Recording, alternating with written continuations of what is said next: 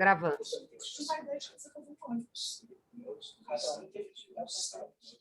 Bom, gente, boa tarde, né?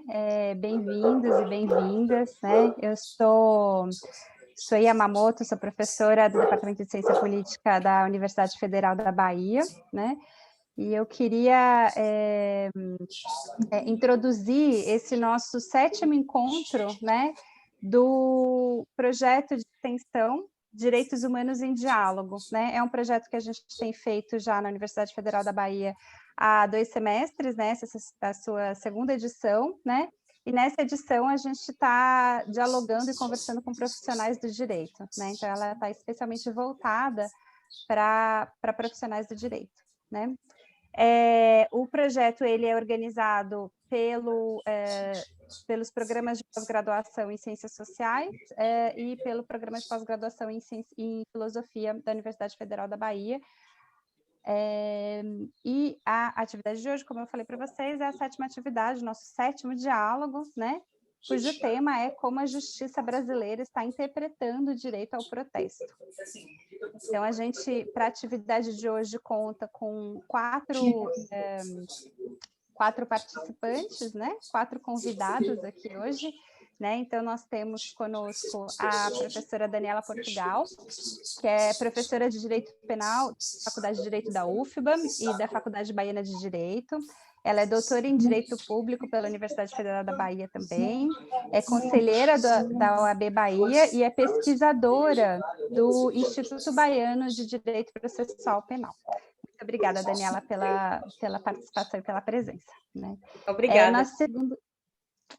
Nosso segundo convidado é o professor Eduardo Jorjão Fernandes.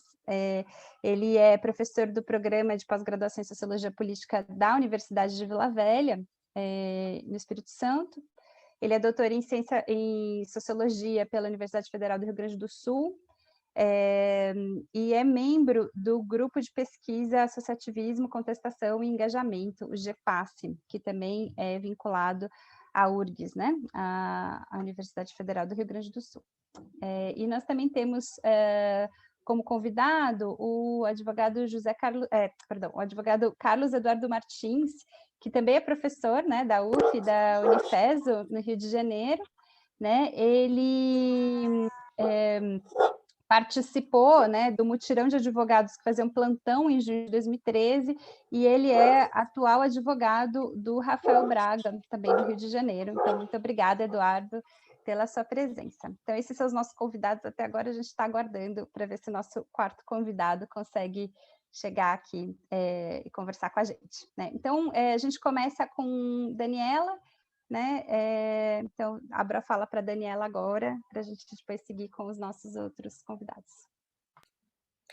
Muito obrigada, Suê. Deixa eu colocar já aqui meu controle de tempo, para eu não tomar o tempo dos demais colegas. Reiterar o meu agradecimento, né, a você e a Mari Poças por estar participando aqui desse projeto de extensão, que eu considero muito valioso, né? E, enfim, como o tempo é curto, deixa eu então já começar a trazer, né, algumas reflexões e compartilhar, né, com os colegas algumas reflexões sobre o direito ao protesto, né? A gente sabe que a nossa Constituição Federal, né, ela é de 1988, portanto, fruto de um processo de redemocratização do Estado brasileiro, uma Constituição posterior, portanto, ao período de ditadura militar no Brasil, e que é popularmente chamada e conhecida, né, pelo menos nos cursos de direito, ela é referida como a Constituição Cidadã de 1988. Por que isso, né? Porque dentro desse contexto pós-ditatorial, nesse processo, portanto, de redemocratização, a grande preocupação naquele contexto era consagrar no nosso texto escrito uma série de direitos e garantias fundamentais, né, que, portanto, viessem a proteger, sobretudo, os cidadãos de eventuais abusos futuros do Estado. É lógico que esse texto escrito de 88, ele não é tão cidadão e tão democrático quanto ele anuncia, né? Num primeiro momento, inclusive, quando foi formada a Comissão dos Notáveis, não havia, né, pessoas negras sendo representadas, a voz feminina também não era representada, a voz dos povos indígenas, dos povos originários não estava ali representada, né, mas, de todo modo, ela é conhecida como essa Constituição Cidadã por consagrar por escrito uma série de direitos e garantias fundamentais que acabam depois no processo, né, de elaboração do texto final, até agregando pautas que foram trazidas pelo movimento negro, pelo movimento feminista, pelo movimento indígena, mas muitas dessas promessas não foram cumpridas, né? O que leva, por exemplo, o professor Marcelo Neves a questionar se existia de fato o interesse político da nossa Constituinte em fazer cumprir os direitos e garantias que ali se anunciavam, ou se seria ali aquela nossa Constituição um instrumento meramente simbólico, né, para, de alguma maneira, acalmar, né, e aquietar os ânimos sociais que buscavam, né, ali construir às próprias mãos um Estado democrático. Bom, dentre esses direitos e garantias fundamentais que estão previstos no texto constitucional, a gente tem o direito de liberdade, né, que já está logo escrito no caput do artigo 5º, né, e que vai, ao longo desse artigo 5º, nos seus incisos, ser ali pormenorizado em uma série de aspectos desta liberdade, porque quando a gente fala em liberdade, para além da liberdade de locomoção, né, a liberdade de ir e vir, existem outras liberdades que estariam abarcadas também, né, outras faces, outras acepções desse direito de liberdade, como, por exemplo, liberdade de crença, liberdade religiosa, liberdade de associação, liberdade de manifestação, liberdade de expressão. E o direito ao protesto, eu avalio que ele integra a concepção, sobretudo, de direito de liberdade de expressão coletiva, né? Então, a gente tem ali o corpo social, né, o movimento social expressando a sua opinião com o intuito realmente de construir de forma colaborativa, de forma participativa, né, a democracia. Porque a democracia ela não é um ponto de chegada, né? Ela é um caminho em si, um processo de construção constante.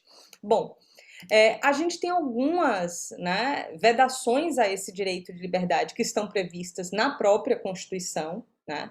Então, a gente tem, por exemplo, a vedação da associação para fins ilícitos, para fins paramilitares, a gente tem a própria vedação do discurso de ódio quando a gente criminaliza o racismo, né?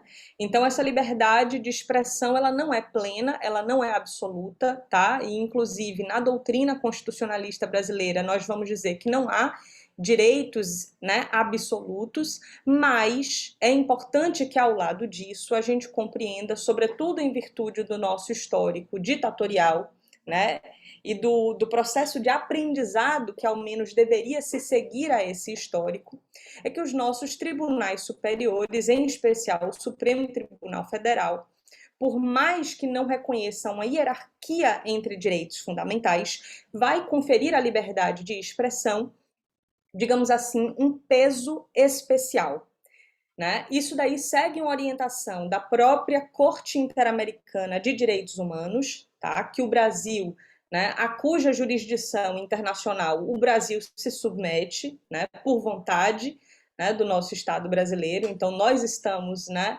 acordados no sentido de se submeter à jurisdição da Corte Internacional, da Corte Interamericana de Direitos Humanos, e a Corte Interamericana de Direitos Humanos traz uma decisão muito importante que vai dizer o seguinte, tá? No caso, Kimmel versus Argentina.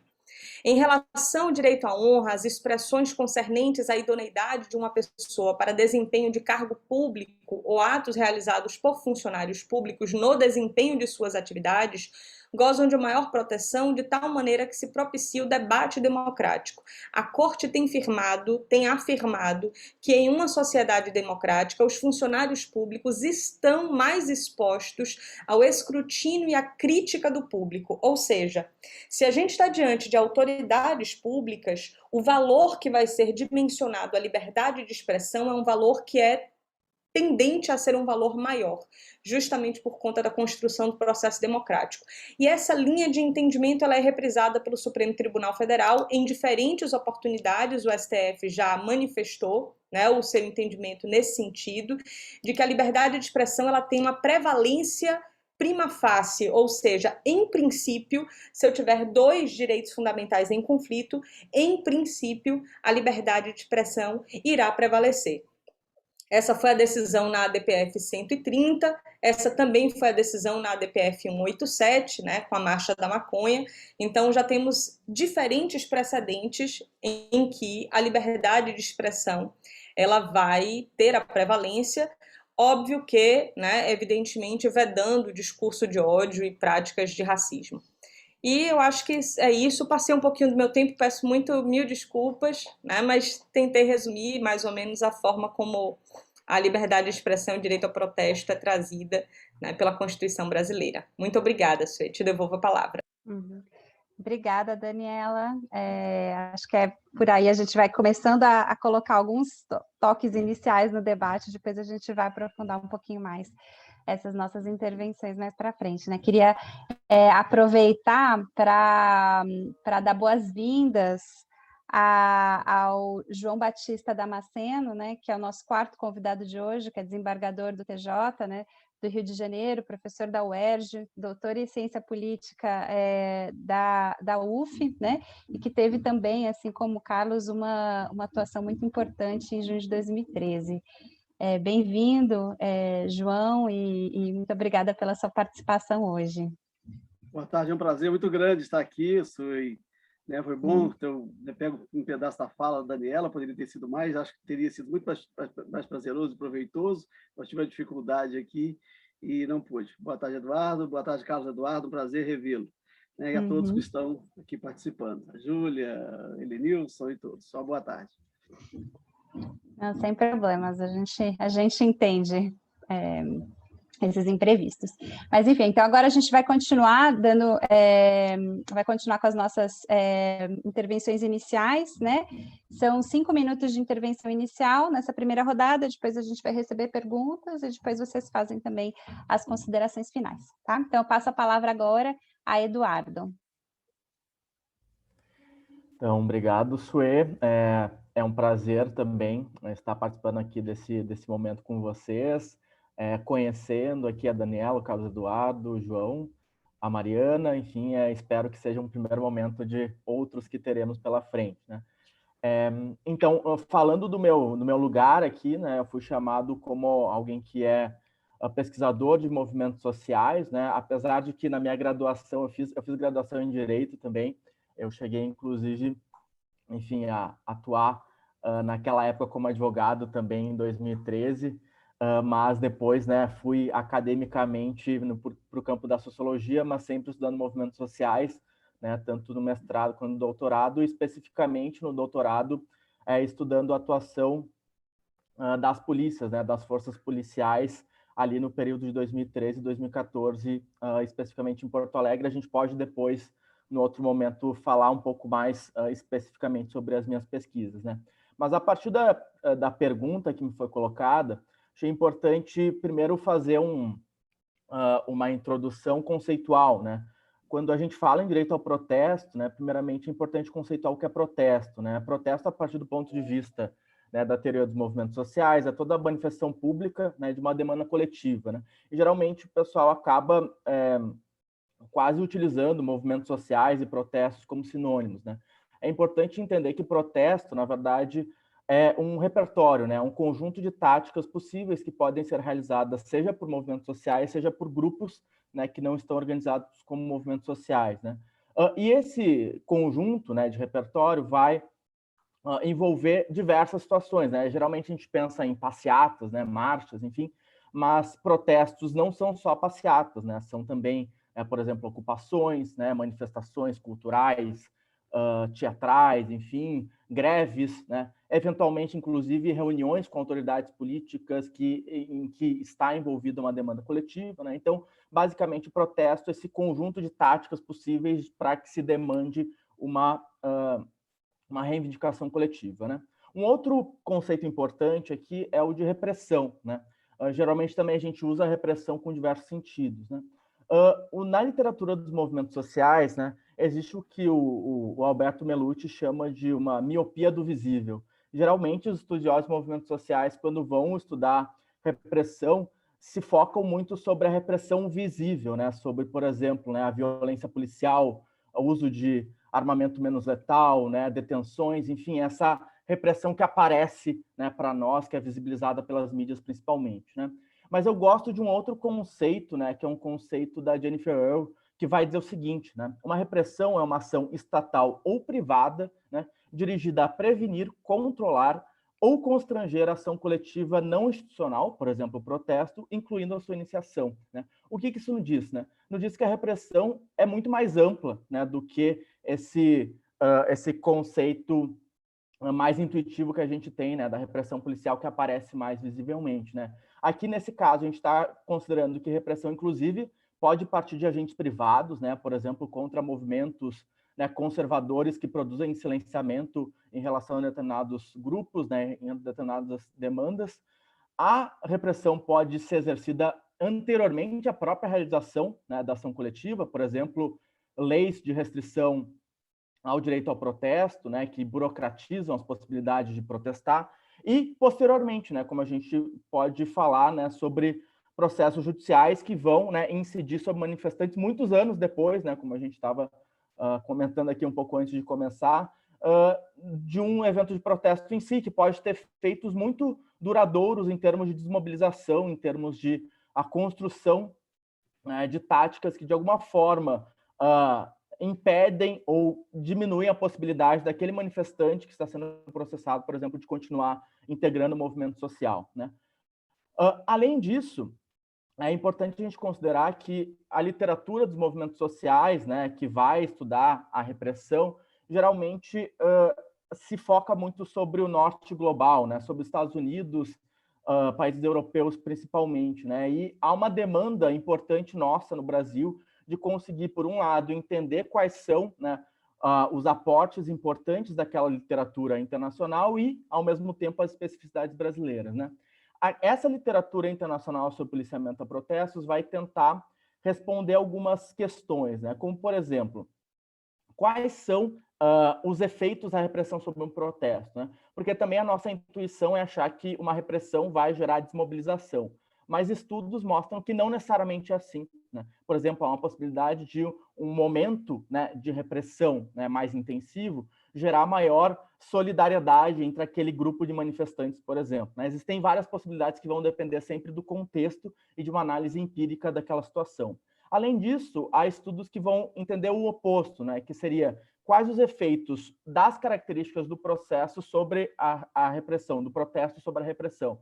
Por exemplo, né, faz diferença quem são os manifestantes protestando para o tipo de repressão que vai acontecer? Imaginamos que sim, né? Faz diferença que tipo de tática os manifestantes estão usando, ou seja, táticas, por exemplo, mais disruptivas, né, como as táticas Black Bloc que nós vimos em 2013, tem uma tendência maior a ser reprimidas do que outras? Enfim, essa é uma outra pergunta possível. Uma terceira questão que tem sido respondida pelos estudos, né, sobre policiamento a protestos é pensar que existem modelos, padrões, né, de repressão que vão se reproduzindo socialmente, né? Especificamente, durante o início do século XXI, há um padrão, né, um modelo específico que é chamado de incapacitação estratégica, que surge muito ali, principalmente depois da Batalha de Seattle de 99, do protesto de Gênova de 2001, e que vai envolver uma série de táticas policiais que busca, de alguma forma, se antecipar à ação dos manifestantes, por exemplo, colocando a possibilidade de controle espacial, ou seja, determinando que alguns espaços da cidade não é possível acontecer o protesto, e utilização, por exemplo, de coleta massiva de informações, né, utilização de tecnologias de vigilância para, de alguma forma, evitar que o protesto aconteça, né? Exatamente também porque a ação violenta policial tem diversas consequências negativas para a imagem policial quando, né, a violência policial se torna uma própria demanda dos manifestantes, né? O que é importante, né, só já finalizando, né, e depois a gente pode discutir mais a respeito disso, é pensarmos o quanto, né, no Brasil esse modelo de incapacitação estratégica já está presente, né, e um dos objetivos da minha tese foi pensar a respeito disso, e os impactos, né, principalmente pós-2013, né, que foi exatamente o momento, né, em que houve um investimento maior de pesquisas a respeito da repressão política no Brasil, E né, a minha pesquisa e outras pesquisas têm indicado alguns pontos interessantes que a gente pode debater posteriormente. Então, obrigado, tentei fazer uma síntese e a gente segue conversando. Obrigada, Eduardo. Eu vou passar a palavra, então, agora a Carlos Eduardo. Olá, tudo bem?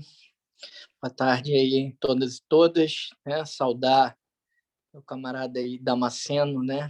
Pela entrada mais posterior aí, enfim, no começo do evento. E dizer o seguinte, que o tema, como a gente estava conversando antes, ele suscita uma série de intervenções e de leituras no sentido dele ser uma longa narrativa, né? Como o judiciário encara o direito ao protesto, né? As manifestações sociais, né? Entendendo que o direito de protesto é a ação em si dos movimentos de cidadania, os movimentos sociais que levam pautas, promessas dadas pela tal Constituição Cidadã, que bem lembrou a Daniela na sua fala de abertura, muito boa, por sinal, inclusive alocando os direitos de protesto como uma expressão, vamos dizer, uma decomposição do direito à liberdade de expressão, enfim.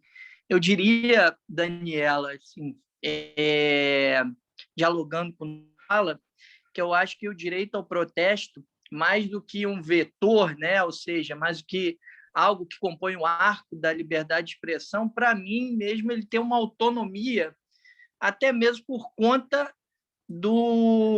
da leitura do artigo 5º, parágrafo 2º da Constituição, da chamada cláusula de abertura constitucional, que prevê essa incorporação de outros direitos fundamentais implícitos que possam vir no texto. Eu entendo que o direito de protesto é um direito fundamental implícito.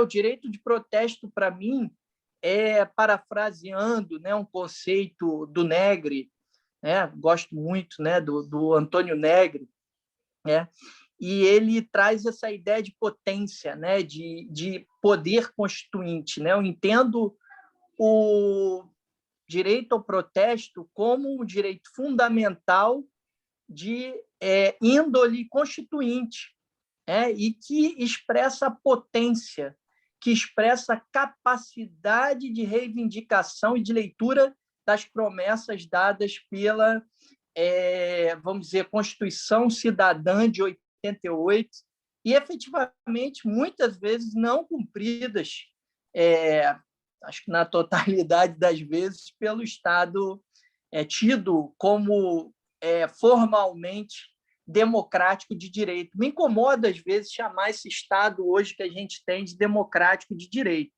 Eu sinto incômodo. Eu posso até dizer que o Estado seja de direito. Agora, democrático de direito, eu acho que as falas concordam com isso. Eu acho que a caminhada é a caminhada das lutas que os movimentos vêm traçando a partir da sua potência, a partir da sua força constituinte, que é um direito fundamental, que é o seu direito à expressão, ao protesto, né? Então, assim, eu acho que a caminhada, como a própria Daniela falou, é um processo de, vamos dizer, de resistência e de enfrentamento e de concretização da nossa Constituição Cidadã. E o judiciário, né, diz um autor que eu gosto mais ou menos e tal, que é magistrado e tal, ele diz o seguinte, que o poder judiciário foi aquele que mais falhou na República, né? Esse camarada, ele afirma com propriedade essa falha do judiciário, esse não ingresso do judiciário na democracia. Ele até escreveu um livro chamado Judiciário e República, e está aqui nos prestigiando e tal, que é o Damasceno, estou brincando com ele, mas ele esse livro é a Advocacia Pública, que você mostrou, não é o Judiciário e República. O Judiciário e República é esse aqui, ó. Sim. Esse aqui, que eu estava até relendo. Que eu peguei a coleção. Tá? Exatamente. Então, já mostrei a capa dele aqui. Então, o Damasceno, que vai falar daqui a pouco, né, me suceder, ele pode falar do próprio fracasso do judiciário dentro do processo da Constituição de 88, porque não é só uma transição inacabada. Isso ele fala também no livro A Consequência do Pacote de Abril, enfim, de todo o processo que fora, inclusive na leitura do judiciário, essa abertura lenta, segura e gradual, que, na verdade, tem um outro livro que eu gosto muito, que é da Débora Pastana, que eu usei em algumas pesquisas minhas, chamado Justiça Penal no Brasil Contemporâneo. Ela cunha alguns significados, por exemplo, o significado do que seja uma democracia autoritária. Exatamente isso que a gente tem no Brasil. Por incrível que pareça, a gente vê o funcionamento das instituições, mas não vê essas instituições, não enxerga essas instituições entrando no campo, no arco democrático do Estado brasileiro. E essa é a grande questão para que a gente veja uma série de arbitrariedades. E eu já estou finalizando, isso é uma provocação para a gente ainda desenrolar muito esse assunto, dizendo o seguinte: como pode uma instituição que não mergulhou seus pés na lógica democrática produzir algo diferente do que ela vem produzindo, né? E também, acho que no nosso bate-bola aí, eu quero problematizar também o significado do que seja o processo penal, que nada mais é do que um jogo político, uma gaiola de força para a incriminação, pela própria índole autoritária de construção do que seja esse processo. Basta ler a exposição de motivos do Código de 41, isso eu, como docente na área de processo penal, o primeiro exercício que eu dou para os meus alunos para desconstruir alguns conceitos deles em relação ao processo penal. Eu falo, primeiro exercício de aula, vamos ler a exposição de motivos do Código de 41 para ver o seu pacto de intenções, para ver em que contexto está imerso o processo penal no Brasil.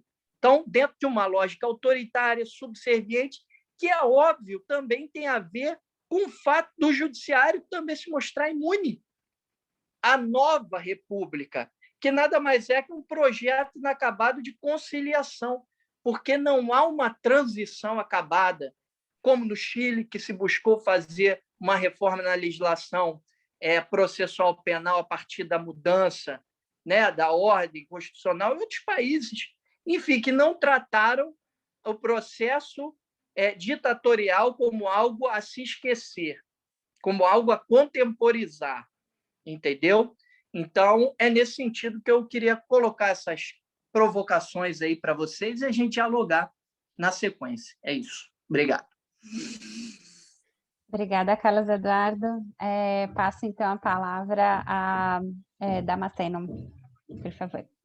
Boa tarde, aqui eu ainda não tinha saudado, um prazer muito grande estar aqui, belas falas, né, que eu endosso e a partir delas eu vou fazer a minha intervenção. Essa provocação, essa pergunta, essa provocação, ou tema proposto, como a justiça brasileira está interpretando o direito ao protesto, isso dá pano para a manga. A primeira é quando a gente fala a justiça brasileira, né? O Brasil tem 15 mil juízes, mais de 90 tribunais, né? Cada tribunal é uma autarquia própria, com algum controle, com alguma visibilidade, né, das suas práticas internas, né, das relações que estabelece o seu interior. Não o que está escrito e está publicado no Diário Oficial ou que está nos autos do processo, mas o que faz em cada um desses 90 tribunais. Como são compostos os tribunais e como é composta essa justiça brasileira. Só isso aí já é um emaranhado, né? É um novelo, né, desfeito e embolado, né, e difícil de ser compreendido. Então, é algo, a gente fala da justiça brasileira, é difícil entender o que nós estamos efetivamente falando, né, no cenário de 15 mil juízes. Né. Temos uma questão que o Supremo julga muito bem essas questões. Né? A Daniela colocou as questões como o Supremo tem entendido, né, o direito à manifestação, né, o Zé Roberto nos fala do protesto, da amplitude do conceito de protesto, né? E agora, como que isso é visto no âmbito de cada um dos tribunais e como que isso é visto no âmbito dos âmbitos locais? Como que os juízes das comarcas, que é o juiz próximo dos fatos, né? Que é o juiz que está... A polícia, né, o aparato repressivo do Estado, né, representado pela polícia, está ali no corpo a corpo. Mas, imediatamente seguinte, passando pelo MP, que já é um filtro, o primeiro momento chega ao judiciário, o juiz de primeira instância. Então, nós precisaríamos perguntar como é que funcionam esses 15 mil juízes no Brasil, como eles interpretam, né, como eles veem o direito da sociedade de se manifestar, como eles se veem, né? E uma pesquisa muito interessante dos anos 90 mostrou que os juízes não são necessariamente originários da elite entre aspas, por favor, né, da classe dominante, que um terço, sim, né, vem de um setor que nós poderíamos chamar de classe dominante, ou uma classe, né, essa coisa que se chama de classe média alta, não necessariamente a classe dominante. Um setor de uma classe, né, média baixa, né, e um terço, né, efetivamente vem do seio operário, né? Um percentual significativo de juízes, os pais não têm curso superior, né? E um percentual relevante também são os primeiros, é uma pesquisa de 20 anos já, tá? Era a primeira pessoa a ter curso superior na família. E isso não mudava, né? O que esses juízes, a origem social dos juízes, não mudava o que eles pensavam, né? No final das contas, pensavam a mesma coisa. E, ao contrário, alguns juízes desses originários dos setores populares abatiam no peito. Vim e venci, né? Que faço igual a mim. Né? Aliás, tem uma colega minha, né, em Minas Gerais, uma juíza que aparece muito aí na mídia, uma pessoa que se fala de direita, é uma menina que morava aqui num bairro da periferia do Rio de Janeiro, né, o bairro de Anchieta, depois de Ricardo de Albuquerque, né, onde a ditadura usava, né, o cemitério para poder desaparecer, né, com os desafetos do regime empresarial militar, né, estudava à noite e pegava um ônibus, 1 hora de ônibus para chegar em casa. E ela bate no peito. Né, hoje, né, faz discurso pela meritocracia e diz isso. Né? Por que não faz igual a mim? Né? Porque hoje eu posso pendurar uma máscara na orelha e tomar um sorvete e como fraudar o uso da máscara, né, tomando sorvete. Né? Então, né, e vacina para quê? Que isso é só uma gripezinha. Então, essa minha colega hoje, que é uma pessoa de setor popular, que estudou à noite, né, e que morava num bairro no limite da cidade do Rio de Janeiro com a cidade de Nilópolis, na Baixada Fluminense. E é uma dessas que bate no peito e diz isso, né? Vim, venci, né? Façam igual a mim. Né? Então, tem um problema aí que é a proximidade dos interesses. Né? Então, o juiz que acha que ascendeu socialmente, passou a pertencer a outra classe, ele passa a defender os interesses dessa classe que ele que ele acha que agora é integrante. Essa questão, né, dessa visão de uma parcela da magistratura com os interesses diretos, né? Está ali mais próximo, né, do calor dos fatos ou está mais distante? Eu acho que isso tem influenciado o modo como esse pessoal tem pensado. E isso me lembra o Império, né, dos belos discursos pelo liberalismo, mas, na prática, o sujeito era filho, né, de um escravocrata. O discurso era bonito, fazia um discurso sobre o liberalismo, sobre a liberdade, etc., mas, concretamente, ele subsistia graças ao trabalho escravo. Ou José de Alencar, que foi quem introduziu na literatura brasileira a questão da escravatura, mas escreveu 7 cartas. Né? Na vida real, né, José de Alencar escreveu as cartas a favor da escravidão. Né? Então, ele era escravocrata quando seus interesses concretos estavam em jogo, né? Mas, na literatura, ele denunciava os horrores do escravismo.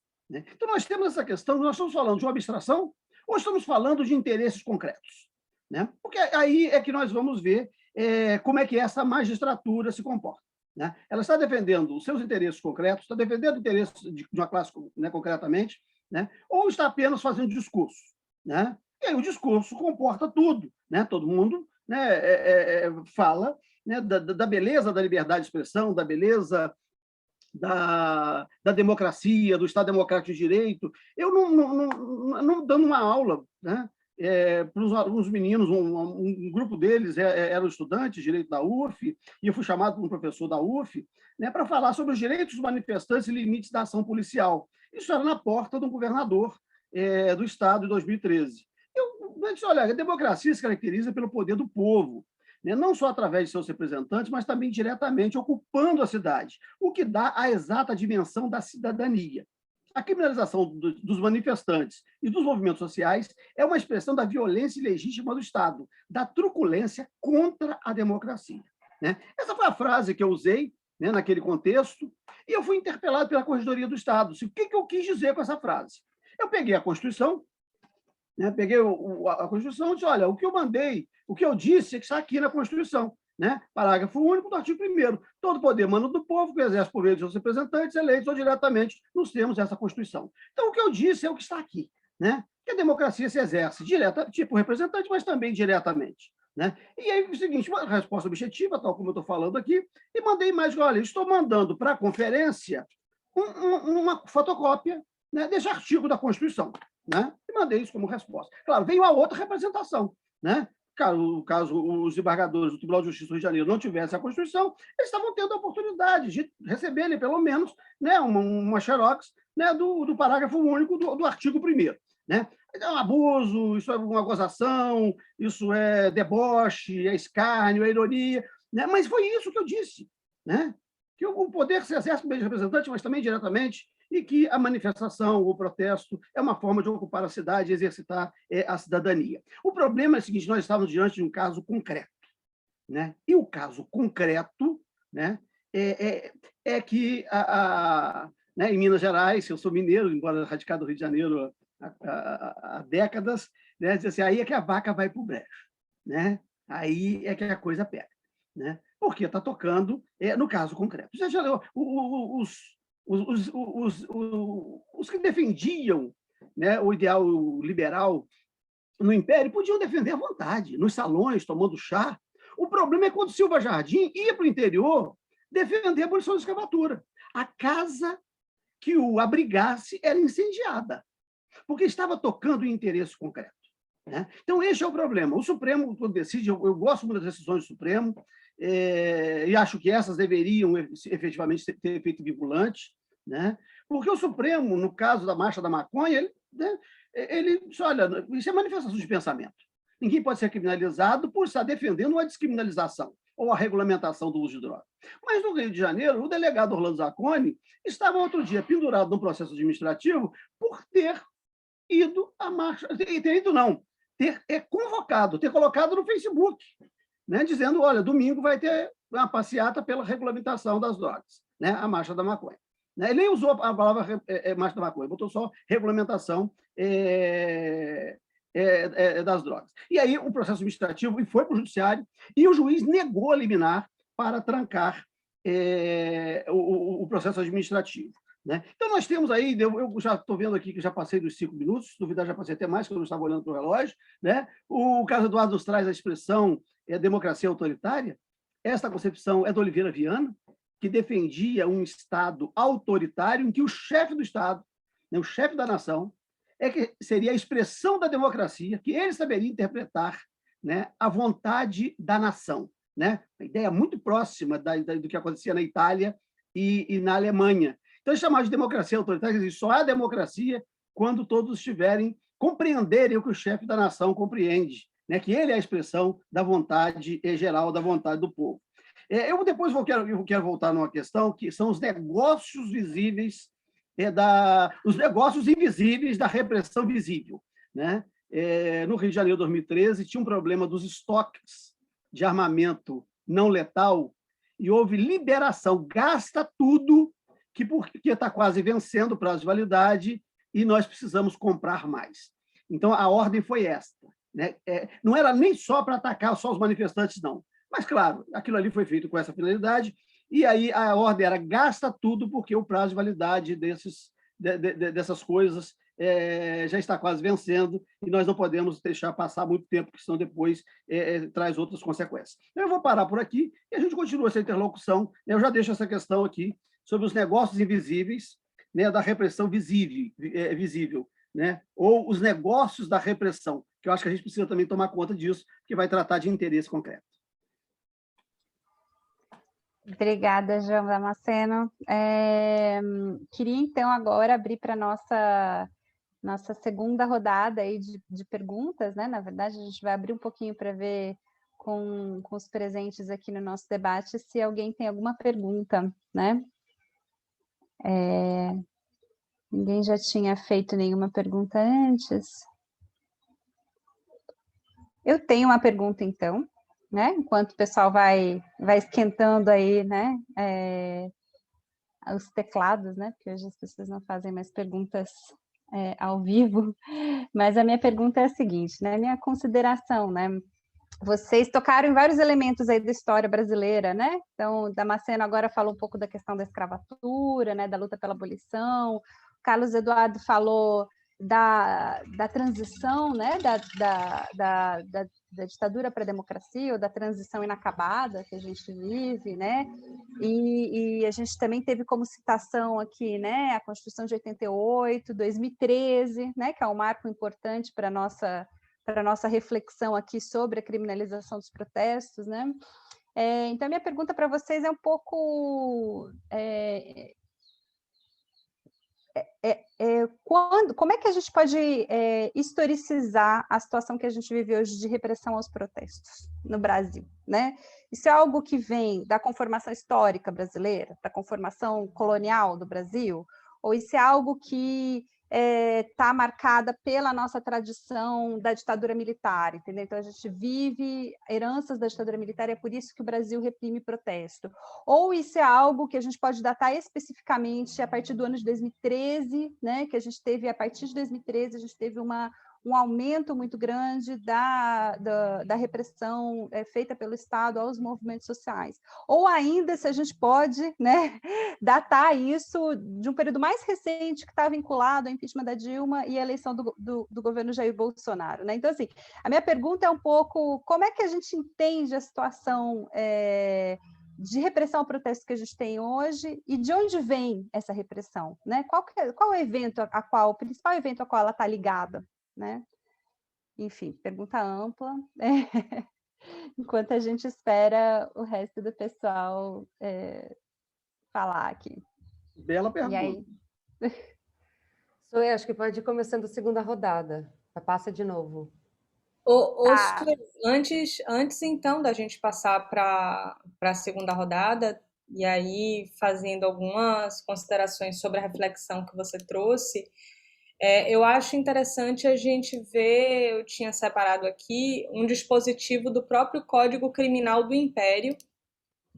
Aqui eu não consigo compartilhar a minha tela. Se você me colocar como co-anfitriã, eu consigo compartilhar aqui. Mas, enfim, enquanto você tenta ver isso... Já consigo? Pronto. Aqui é o Código Criminal do Império de 1830, né, que já criminalizava o ato de rebelião. Né? O artigo 110 do Código Penal, ele criminalizava o ato de rebelião, julgar-se-á cometido esse crime, reunindo-se uma ou mais povoações que compreendam todas mais de 20 mil pessoas para se perpetrar algum ou alguns dos crimes mencionados nos artigos 68, aqui ele vai, né, enunciando os artigos, e as penas aos cabeças da rebelião: prisão perpétua com trabalho, né, no grau máximo, e de prisão com trabalho por 20 anos no médio e por 10 no mínimo. Né?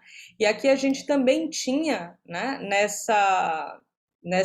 nesse Código Criminal do Império, nessa legislação, a punição do delito de insurreição, né? Que seria a reunião de 20 ou mais escravos para haverem a liberdade por meio da força, ou a insurreição feita por pessoas livres, né, promovida por pessoas livres, ou ainda o próprio ato de aconselhamento de pessoas escravizadas. Então, existe realmente um histórico de silenciamento, né? Isso está relacionado, no meu olhar, ao processo de colonização, até porque todo o direito, né, ele é um instrumento de poder. Tem um conto de Clarice Lispector que eu amo, que é o Observações sobre o Direito de Punir, né, da Clarice Estudante, em que ela vai falar, né, não existe direito de punir, existe apenas o poder de punir. Né, e um homem pune o outro porque é mais forte do que ele. Então, o direito ele é uma expressão de uma relação de força né? Nesse conto, Clarice falava dos tempos da vingança privada, da vingança física, em que prevalecia a força física e o direito seria um instrumento criado pelos fracos que soasse como um soco na cara, né? Que tivesse o mesmo impacto da violência física. Então, o direito ele é uma expressão de poder e o direito penal, assim como os outros ramos do direito, vão ser utilizados como tal, né? Não apenas na concepção da norma em si, como também em todo o seu processo de aplicação. Acho que eu posso continuar a resposta, sim. Não sei se a gente vai fazer uma rodada na ordem, mas, enfim, acho que para concordar com a Daniela, achei super interessante esse resgate que ela fez, porque, de fato, né, pensando nessa historicização, a gente precisa, né, remontar a própria Constituição do Brasil historicamente, né, desde o período da colonização, né, e das consequências da escravidão que nós temos até hoje, assim. E há tentativas, né, de conceitualizar isso. Eu lembrei, por exemplo, quando o Carlos Eduardo e o João estavam falando sobre o conceito de democracia disjuntiva ou autoritarismo socialmente implantado, que tentam, né, dar conta de caracterizar essa complexidade que é o Brasil, né? E, por um lado, me parece importante enfatizar essa herança ditatorial, né, do período da ditadura, mas também salientar que a ditadura não implantou o autoritarismo no Brasil, né? O autoritarismo no Brasil é muito anterior a isso. E tem um conceito que eu gosto, que é do Charles Tilly, que vai falar sobre, né, regimes híbridos, né? Me parece que o Brasil vive uma espécie de regime híbrido em que há essa distinção muito grande, né, entre os chamados, né, supercidadãos e os subcidadãos, né, pegando a categoria do Gessé Souza, né, para falar como há esse conjunto muito grande da população a qual, né, cabe, né, no final das contas, a punição, né, a repressão, e um conjunto específico, né, da elite em que, enfim, os limites, né, penais não são colocados. A gente pode pensar, por exemplo, né, quando a Daniela estava falando sobre liberdade de expressão, sobre esses protestos, né, que demandam a própria subversão da ordem constitucional, né, e como há uma seletividade em termos de que não há uma repressão policial contundente em relação a esses protestos, né? Geralmente há, inclusive, uma identificação das próprias forças policiais em relação a essa demanda, né? Como, por outro lado, né, um protesto específico em que se quebrou uma vidraça pode ser duramente reprimido, né? Então, como há, de fato, né, essa distinção entre super e subcidadãos que continua, né, sendo reproduzida, inclusive, dentro do âmbito do direito, assim, mas, de fato, né, se formos encontrar uma origem histórica para isso, a gente tem que voltar uns 500 anos para trás para pensar, né, enfim, nessa constituição de uma desigualdade extrema, né, entre a população, entre determinados grupos, né, da população brasileira. E só um outro ponto, né, sobre 2013, né, já que eu mencionei ali no meu começo da fala, eu não, de forma alguma, acho que 2013 deu algum início a um processo de repressão. Na verdade, 2013 eu vejo como um momento de maior visibilização, né, dessa repressão que sabemos que já ocorria e continua ocorrendo em outros espaços, né, mas 2013 teve uma questão específica sobre a multiplicidade, a heterogeneidade dos grupos que estavam ali presentes, né? Inclusive grupos que não costumavam se manifestar, né? E que a repressão, né, sobre eles em grandes centros, né, acaba tendo uma visibilidade muito grande, inclusive, né, trazendo a atenção, né, de pesquisadores e pesquisadoras sobre isso, sobre algo que é um processo muito anterior, né? E que, claro, há uma rearticulação, né, um certo aprendizado a partir de 2013, né, que é um certo aprendizado sobre melhores formas de reprimir, né, que também é algo que eu discuto um pouco na minha tese. Obrigada, Eduardo. Eu vou passar, então, para o Carlos. Então, espera novas questões.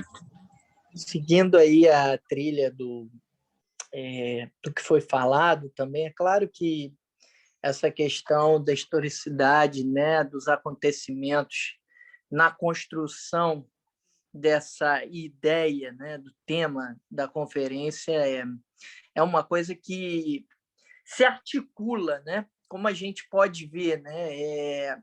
Eu acredito muito que o fenômeno observado no Brasil é algo que se implementou na América e que norteia toda a ideia atrelada à questão da base do racismo, da seletividade e colonialidade do poder, né, explica muito do que se enraizou dentro da nossa cultura punitiva, dentro da lógica da seletividade criminal. Porque se a gente for, né, trazer referenciais da seletividade, né, que pode ser norte-americana e outras questões, a gente não enxerga que essa seletividade ela também tem uma matriz colonial muito importante, né? E isso tudo se articula com a nossa trajetória como colônia, né? O Eduardo falou uma questão que me despertou, que realmente o Brasil é um país das questões híbridas. Por exemplo, Vera Malaguti falava muito da crítica de que o Brasil mistura liberalismo com escravidão. Isso era uma contradição muito grande, né? Mas essa história constitucional, né? Essa história, vamos dizer, das constituições, essa caminhada histórica do Brasil, ela, de fato, associando os acontecimentos, ela explica muita coisa, né? Por exemplo, a explicação da seletividade a partir da colonialidade do poder, ela é muito clara. Por exemplo, dentro da ordem do poder de punir, né? Por exemplo, acho que a gente não precisa justificar isso com uma literatura estrangeira, tendo Nina Rodrigues, tendo Clóvis Bevilacqua, tendo uma produção que, de fato, né, desde então, escolhe e criminaliza a partir de diretrizes políticas. E, claro, tudo isso está margeado pelo quê? Pelo um pensamento político autoritário que acompanha essa lógica e, de fato, vamos dizer, se acumula em determinados processos, como, por exemplo, a ideia vamos dizer, da construção das regras do poder punitivo, que estão dentro do Código de Processo Penal, não à toa foi gestado no Estado Novo, varguista, período autoritário. Então, CPP de 41, um CP em 1941, explicam muitos desses rompantes e dessa situação em relação ao sentido, né, dessa punição, dessa repressão, que a Daniela bem, né, desvelou lá atrás, ao falar do Código Criminal do Império, mas que é uma narrativa de continuidade. A ditadura, de fato, potencializou vetores, né? Mas será que a gente pode dizer que houve uma democracia, uma ruptura entre 45 e 64? O Estado, a nova república, traz tudo de novo, né? Ou essa nova república vamos dizer, um sofisma, né? Um argumento que induz a erro, né? Porque, na verdade, é um processo inacabado e uma continuidade, um liame histórico de uma trajetória autoritária, colonial, racista, seletiva, né? Punitiva. Então, assim, eu acho que a tua colocação, Sui, no sentido de revelar que, na verdade, o contexto histórico ele entrelaça acontecimentos, ele não pinça esses acontecimentos, ele é uma narrativa, e como narrativa ele deve ser lido como uma ideia contínua, de permanência, e de uma trajetória que, infelizmente, não encontrou um marco de ruptura com determinado paradigma, né?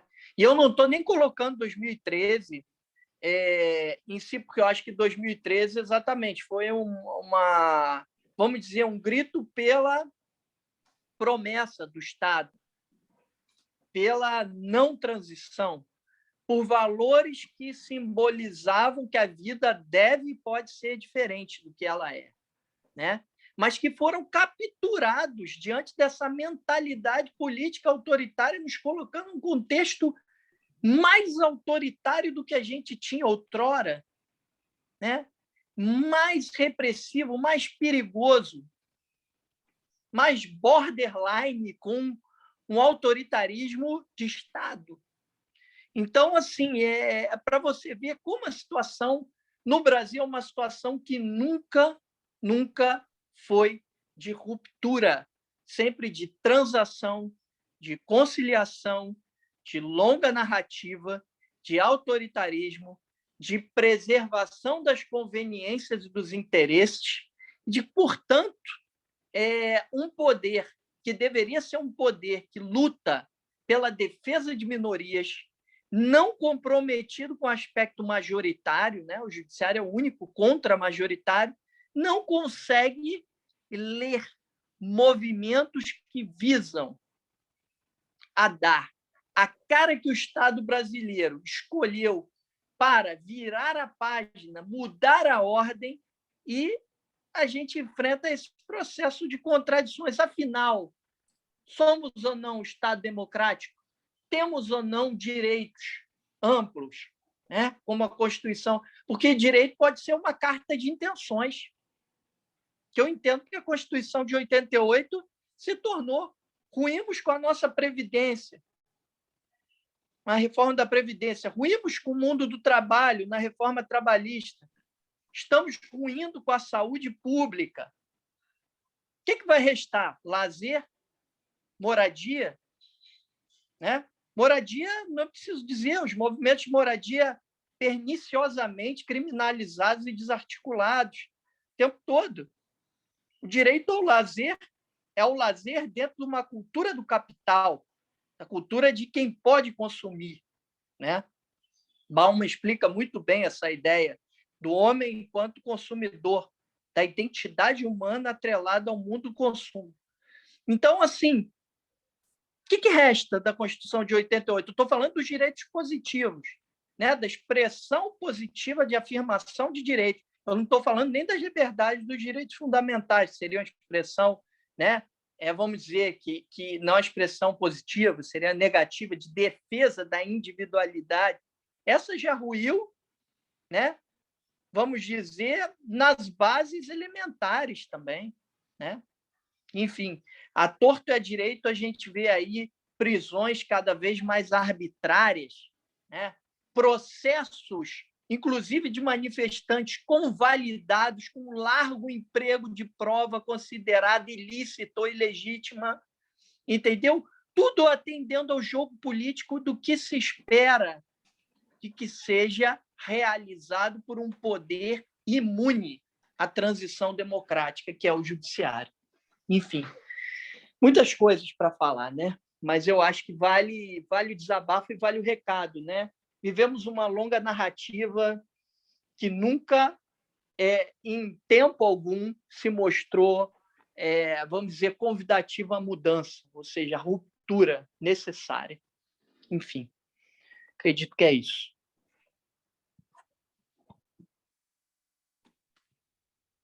Você está sem som, Su. Pronto, achei. É muita tela ao mesmo tempo, gente.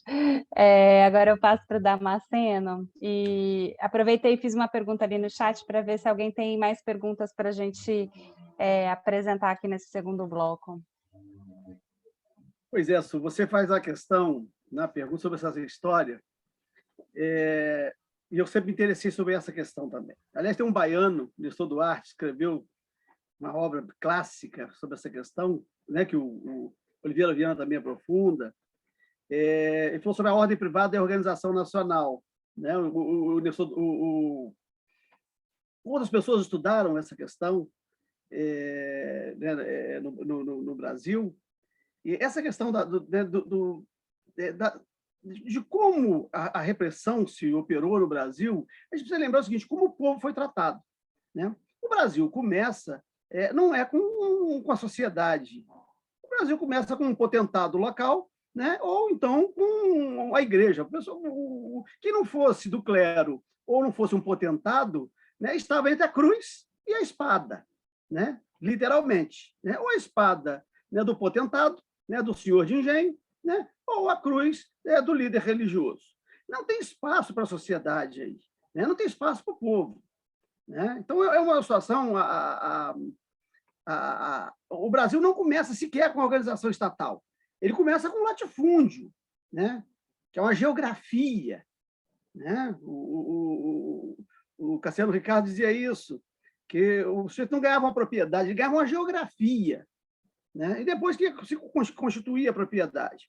Então, a história do Brasil ela começa com o poder privado, né? A Daniela nos traz essa questão aqui, né, desse poder privado, e como que o poder público vai se constituindo depois e vai subtraindo poderes da igreja e do poder privado. Essa tensão que nós estamos vendo aí hoje, né? O poder místico, que perdeu parcela da sua competência, quer de volta. O poder tradicional, que perdeu parcela das suas atribuições, quer de volta. Né? Então, a gente fica entre a Damares a ministra Damares e o embaixador Crivella agora. Né? E o Estado exprimido no meio. E aí o que as pessoas querem é Estado mínimo. Ou seja, ou fica com a ordem religiosa, ou fica, né, com o poder privado, que hoje é muito bem expresso pelas milícias, eu falo disso já. Né? A milícia como modalidade de repressão paraestatal. Né? O Aristides Lobo, né, ele fala da República, assim, o povo assistiu aquilo bestializado, ou seja, um monte de besta que não entendeu o que estava acontecendo. São animais, né? São muares. Né? O povo não entendeu o que estava acontecendo, ou seja, o povo estava excluído daquele processo. O Monteiro Lobato, quando vai falar do caboclo, o que a gente faz com o caboclo nessas terras? Né? O que a gente faz por aqui? É assim, toca-se. Toca-se como se toca. Né? Isso é falando do povo. O que você faz com o povo? O povo, quando você não precisa mais dele, você toca. Toca como um cachorro inoportuno ou uma galinha que vareja pela sala. Né? É isso que se faz que se fez com o povo na história do Brasil. Um governador mineiro, né, nomeado, foi governador do Estado Novo, Getúlio Vargas, né, ele falava que o povo, como é lindo o povo, como é linda a manifestação do povo, vista do palanque. Né? Ou seja, de longe, né, ele está lá no palanque, e o sujeito que está ali para aplaudi-lo. Fora disso, não tem direito à manifestação. A manifestação é manifestação de apoio. Como é linda a manifestação popular, vista do palanque. Né? Então, o lugar do povo é da torcida, né, para aplaudir aqueles que estão em campo. Fora disso, não tem espaço para manifestação. A Daniela trouxe para a gente aqui a Clarice Lispector, e eu gosto muito da Clarice Lispector, e eu sou encantado leio sempre, né, porque talvez eu também quero o chão. Né? Ela termina uma das crônicas dela, do Mineirinho, quando a polícia assassina o Mineirinho, né, no final dos anos 50, e essa polícia que matou o Mineirinho é a Polícia Especial do Estado Novo, que era o pessoal que usava motocicleta, Harley Davidson, que era chamado de Esquadrão Motorizado, e eles depois adaptaram isso para Esquadrão da Morte. De Esquadrão Motorizado virou Esquadrão da Morte, e o símbolo, né, colocaram uma caveira, virou o símbolo da escuderia Lecoq. Quando foi instituída esse grupo autorizado a matar, que até então não tinha essa autorização para matar, né, uma das primeiras mortes causadas foi o Mineirinho. E a Clarice Lispector escreveu sobre a morte do Mineirinho. E ela descreveu, né, ela fez um verso para cada um dos tiros. Né? E ela falou da barbaridade que era aquilo.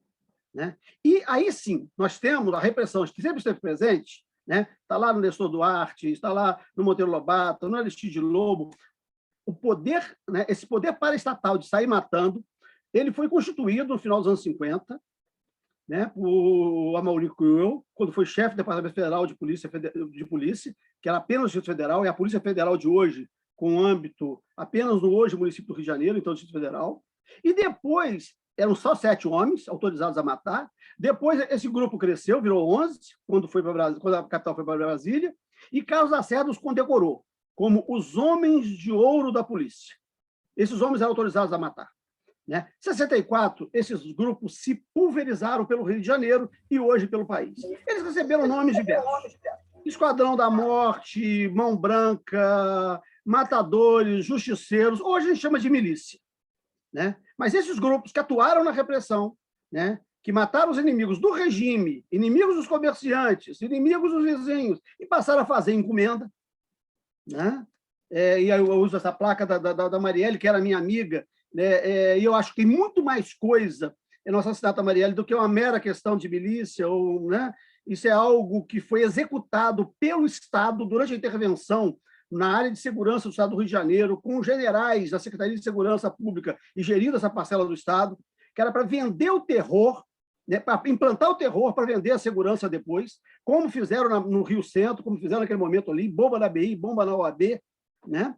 E esses grupos se pulverizaram, mas eles têm uma origem. E a Clarice Lispector denunciou isso numa crônica, né, chamada Mineirinho, né? E ela termina dizendo assim, olha, o que eu quero mais do que isso, o que eu quero é o chão, né? Eu não quero o que é superficial. O caso do Eduardo trouxe aqui uma coisa que é daqueles que foram capturados pelo poder, né? Pelo poder não, pelos mandatos que exerceram. Em 2007, né, antes de 2013, nós tivemos 2 chacinas aqui na mesma semana no Rio de Janeiro, no Alemão e na Coreia. São as 2 primeiras chacinas, as primeiras chacinas ocorridas durante o dia. Chacinas no Rio de Janeiro nós já tínhamos tido várias. A chacina da Posse, em que 4 policiais saíram para protestar contra o comandante e tentar matar o maior número possível de pessoas, mataram 29 trabalhadores e trabalhadoras e estudantes, né, uma forma de protestarem contra a mudança do comando, né, de onde serviam. Mas à noite, de madrugada, né, as primeiras chacinas operadas pela polícia durante o dia foi na Coreia e no Alemão em 2007. A OAB era presidida por um companheiro, né, o Vadir Damus, né, o Carlos atuava, acho que nessa época já na Comissão de Prerrogativas dos Advogados, né, acho que 2007 ainda não, eu acho que o caso chegou depois. A Comissão de Direitos Humanos começou a apurar essas chacinas e ela foi destituída pelo presidente da OAB, porque estava nesse jogo político, que acreditava que as instituições não podem ser confrontadas, que não era bom naquele momento fazer esse tipo de pressão sobre a polícia, que as instituições iam funcionar, né? E a Comissão de Direitos Humanos, estava lá João Luiz do Boc Pinot, João Tancredo, né?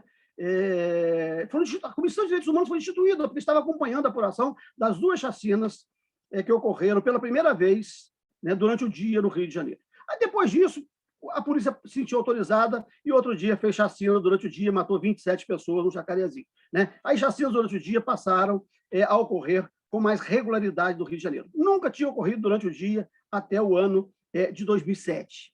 Eu, em 2013, fui chamado, quando recebi um convite do Modesto da Silveira, que foi advogado dos presos políticos durante a ditadura militar, um dos maiores, ele e Sobral Pinto, acho que foram os que mais advogados para presos políticos, e ele compunha a Comissão de Ética da Presidência da República, e eu recebi um convite para falar sobre mobilização social e mobilização popular lá na Comissão de Ética da Presidência da República. Lá um auditório, 500 pessoas. Eu falei da mobilização, de protestos, de democracia participativa, como eu estou conversando aqui agora com vocês, mas não era isso que esperavam de mim. O que eles esperavam é o seguinte, olha, como sociólogo, né, como pessoa com formação completa nas ciências sociais, graduação, mestrado, doutorado, né, como atuando na área de direito, como é que a gente pode mobilizar o povo a favor? Né? Tem a Copa do Mundo no ano que vem, o que mais a gente pode fazer para mobilizar o povo? Né? Colocar todo mundo num objetivo definido? Eu fiquei assustado, né? Porque eles queriam de mim, assim, como é que a gente pode manipular essa massa para eles saírem seguindo a gente? Né? Foi um fiasco a minha palestra, né? Porque eu estava falando de mobilização social, né? Falando de protesto, de direito de participar, de direito, né, na sociedade que tem conflito de interesses, se posicionar diante dos interesses, e o que esperavam de mim, assim, como é que a gente pode mobilizar a sociedade? Né? Quase que eu falei assim, olha, faz uma guerra, inventa uma guerra aí com um país imaginário, né? E mobiliza todo mundo para essa guerra, porque aí não precisa dar tiro, porque o país é imaginário, né? Mas deixa todo mundo marchando para lá e para cá até tentar encontrar o país imaginário que vocês inventam, né? Porque é algo tenebroso, essas pessoas estavam, na verdade, Modesto não, né? O Modesto sabia, depois, olha, não era isso que eu te convidei para falar o que você falou, né? A esperança deles é que fosse outra coisa, né? Mas essas pessoas tinham sido capturadas pelo sistema e acreditaram nas estruturas, a ponto de nomear o primeiro da lista, feita pelo clubinho dos procuradores da República, né? Então, sempre o clubinho se reúne, faz uma lista e se nomeia o primeiro da lista, ou acreditar, né, que o judiciário funcione de uma forma tão impessoal que qualquer um que esteja lá vai fazer do mesmo modo. Né? Ou seja, que há uma impessoalidade, que não há discricionariedade, que a forma de operar o poder não muda, né, de pessoa para pessoa. Né? Então, eu acho que esse perigo, né, de ser capturado pelas instituições, ele é muito grande, né? E ele permeia, está permeado num pensamento mágico, né, que está nesse pensamento religioso, né? no pensamento, no pensamento punitivo, que também é religioso, essa questão de purgar, né, pela pena, né, não adianta arrepender, né, tem que reconhecer, confessar, pagar, né, uma pena para poder ser redimido, para poder ser perdoado. Né? E é neste contexto que, naquele momento ali, é editada uma lei antiterrorismo que não trata de terrorismo, que trata de criminalização de movimento social. Né? Um trabalhador que fechar uma via pública, um estudante que impedir acesso a uma sala de aula, essas pessoas poderão ser enquadradas na lei de antiterrorismo editada naquele momento. Né? Então, essa crença no poder, essa crença nas instituições, eu acho que ela faz parte desse pensamento conservador. E aí pouco importa o discurso. Né? O discurso pode ser um discurso empolado, um discurso bem feitinho, e aí o que a gente pode chamar isso de uma modernidade conservadora. Mas essa crença de que as instituições funcionem pessoalmente, que elas funcionam com impessoalidade, que elas vão funcionar de qualquer modo, seja quem seja o operador, ou seja quem, né, o que for o destinatário, e que vão ordenar a sociedade a partir de categorias abstratas, eu acho que é onde, não raro, né, aqueles que discursam pelas liberdades acabam sendo capturados pela repressão e incidem, né, naquele mesmo modo, né, que incidiam, né, os senhores de engenhos ou os, né, líderes das instituições religiosas no Brasil colônia. Então, nós temos aí uma permanência. A repressão, né, é uma permanência, porque o povo não foi incluído, e ele ainda é visto com muita desconfiança. Né? Isso é bem tratado quando, né, está no palanque para aplaudir ou, né, quando está mobilizado, né, a favor, né, dos objetivos daqueles que estão nos exercícios dos mandatos. E eu acho que é diferente aí de estar no exercício de poder. Olha, eu nunca consigo falar só 5 minutos, tá? Desculpa. Não tem problema, essa segunda rodada é um pouco mais livre, então a gente está deixando um pouco mais aberto. Obrigado, Su. Enquanto você estava falando, Damasceno, surgiram alguns comentários e perguntas no chat. Como a gente está aqui tendo que se encaminhar já para a finalização do debate, a gente teria mais uma terceira rodada, eu vou passar os comentários e as perguntas para vocês e a gente abre essa terceira rodada, que já vai ser a rodada em que vocês fazem os comentários finais de vocês, tá? Então, a gente tem uma pergunta do Eduardo aqui. Se você quiser fazer, Eduardo, a pergunta... Não, na verdade, era só dizer que eu queria comentar a pergunta que o João fez sobre os negócios da repressão, mas eu posso responder no meu momento. Tá ótimo. Então, Eduardo falou da questão dos negócios da repressão, né? Então, acho que Eduardo vai comentar isso e João talvez comente um pouquinho também na sua última intervenção. E tem também uma... Peraí, gente, que eu perdi a...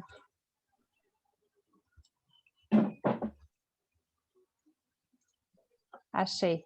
Tem uma pergunta, né? Um comentário da Josi Ruiz, que falou, né? Vou ler aqui o comentário dela para todo mundo, para ficar registrado, né? Ela diz, apenas um comentário, falando em literatura. O festejado e recente livro Torto Arado também traz muito essa problemática da exclusão e das limitações aos movimentos sociais, num foco interessante dos quilombolas. Então, ela fez esse comentário.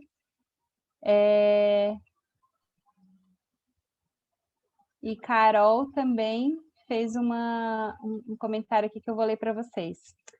Boa tarde, pessoal. Muito obrigada pelas falas. Muito bom ouvir o debate hoje. E eu gostaria de ouvir mais do Carlos e do Damasceno sobre as práticas do judiciário conservadoras que tendem a reforçar a repressão ao protesto.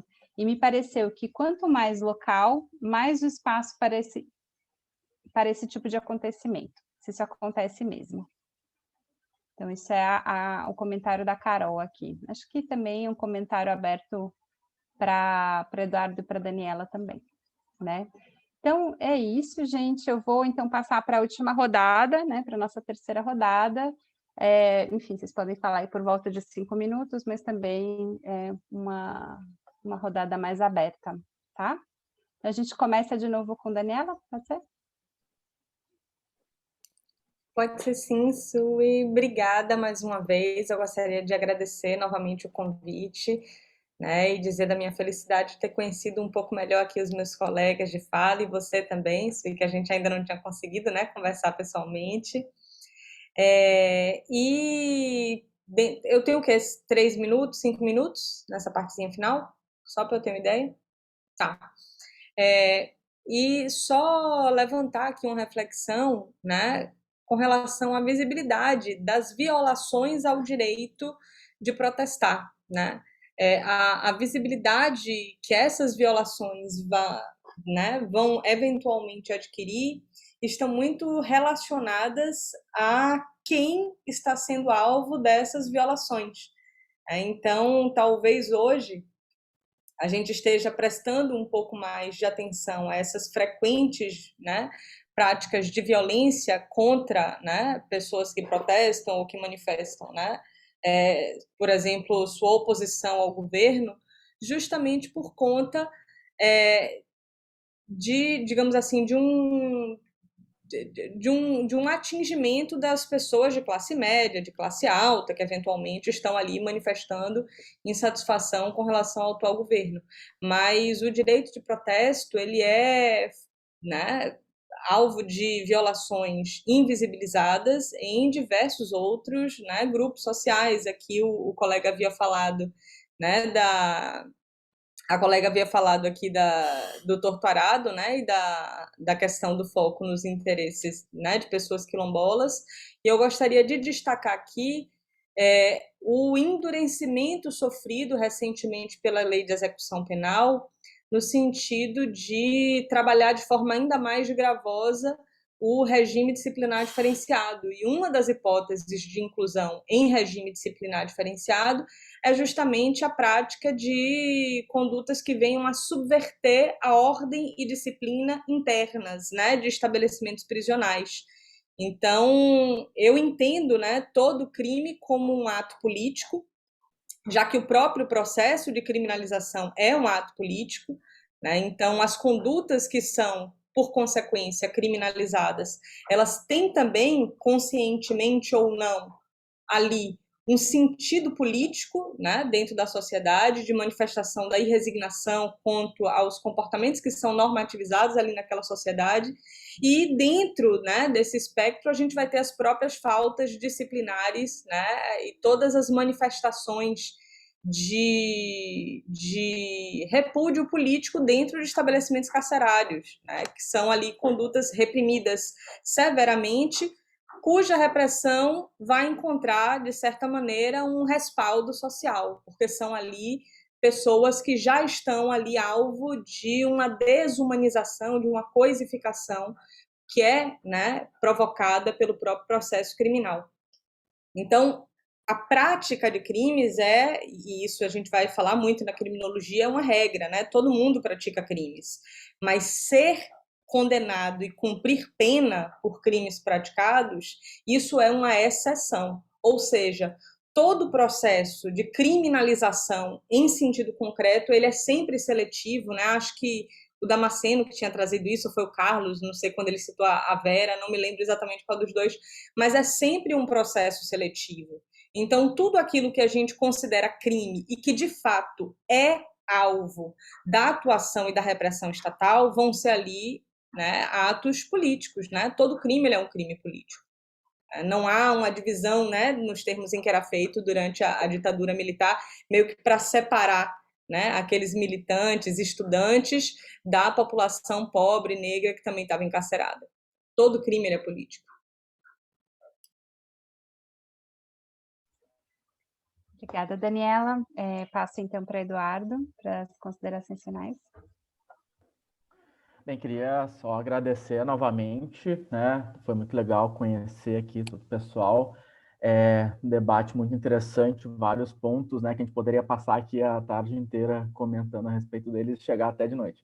Mas eu só queria fazer alguns comentários específicos, né? Primeiro, quanto àquela questão dos negócios da repressão, tem um caso interessante ali da minha tese que eu estudei os centros integrados de comando e controle, né? Que foram construídos para a Copa do Mundo ali de 2014, para os mega eventos de forma geral, né, também pensando nas Olimpíadas do Rio de 2016, e que um dos dados interessantes era o fato de que mais da metade dos recursos que foram investidos em segurança pública, né, pela Secretaria Extraordinária criada para os mega eventos foi focado nessa construção desses centros integrados, que eram centros que tinham ali aquelas paredes com câmeras, videomonitoramento, enfim, tecnologias voltadas para a construção de uma lógica, né, antecipatória de vigilância, e como eu já imaginava, e minha tese em alguma medida confirmou, essas tecnologias foram fortemente mobilizadas para controle dos protestos, né? E como um legado aí da Copa do Mundo, né, dos mega eventos, essa utilização que, por um lado, coloca essa certa rearticulação da repressão muito em função de 2013, né, e nos dados que eu consegui coletar com entrevistas a policiais, principalmente, como 2013 foi um certo marco, né, para as polícias militares sobre como construir táticas mais efetivas, né, de controle que vão no sentido daquela incapacitação estratégica que eu comentei, principalmente utilizando tecnologias de vigilância, não só câmeras, mas, por exemplo, né, monitoramento de redes sociais, né, principalmente porque naquela época, né, o Facebook era muito utilizado, né, para disseminação dos protestos, né. E eu só queria fazer um comentário específico, né, que eu também mas chegando já nos processos, né, de criminalização, na minha tese eu também analisei o inquérito aqui de Porto Alegre, né, que foi um inquérito contra 7 manifestantes, né, em que algumas características acho que são bem interessantes para a gente pensar as configurações atuais dessa repressão. Assim. Primeiro, né, algo que é já sabido, né, que é uma rearticulação, uma reconfiguração dessa ideia de que há uma força muito grande da fala policial, né, então havia policiais infiltrados e a fala deles nos inquéritos é sempre tomada como uma verdade objetiva, questionável, né? E, além disso, nesse inquérito foi utilizada uma quantidade muito grande de imagens, né? De imagens de mídias alternativas, né? Mídias, inclusive, que tinham um caráter progressista que, enfim, divulgavam, né, várias imagens dos protestos. Essas imagens começaram a ser utilizadas nos próprios inquéritos, né?